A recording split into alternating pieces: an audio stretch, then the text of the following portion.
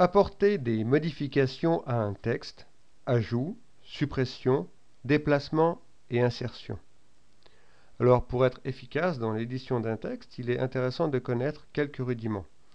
Alors, l'ajout de texte se fait toujours à partir du curseur clignotant, que l'on voit ici.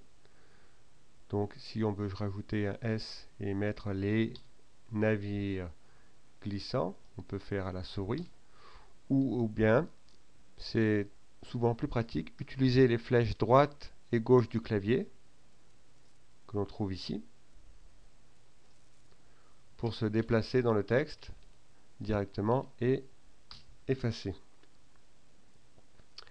Lorsque l'on ajoute du texte, un élément important à connaître, c'est le mode d'insertion. Ici, on voit qu'on est dans un mode d'insertion donc où le caractère est inséré et le reste du texte est décalé. Il existe un autre mode d'insertion qui est par écrasement.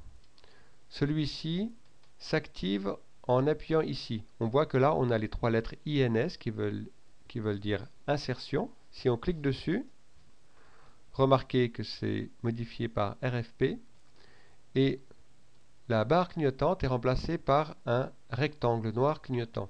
Donc ici, lorsque l'on va écrire les beaux navires, tout le texte est écrasé. C'est une distinction qu'il est très importante de connaître.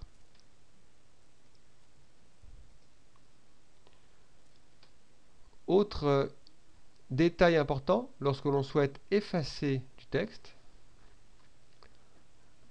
très souvent les gens connaissent la grande touche effacer ici, qui permet d'effacer, comme sa flèche l'indique, un caractère qui est à gauche du curseur clignotant. Donc ici, si je me place ici, je peux effacer à gauche. Maintenant, si je souhaite effacer à droite, il existe une autre touche qui permet de le faire directement. C'est la touche Delete, la petite touche qui est en fait à droite. Donc ça c'est à gauche, ça efface à gauche. Cette touche-là est à droite, elle efface à droite. Donc ça permet d'effacer plus rapidement dans les deux sens.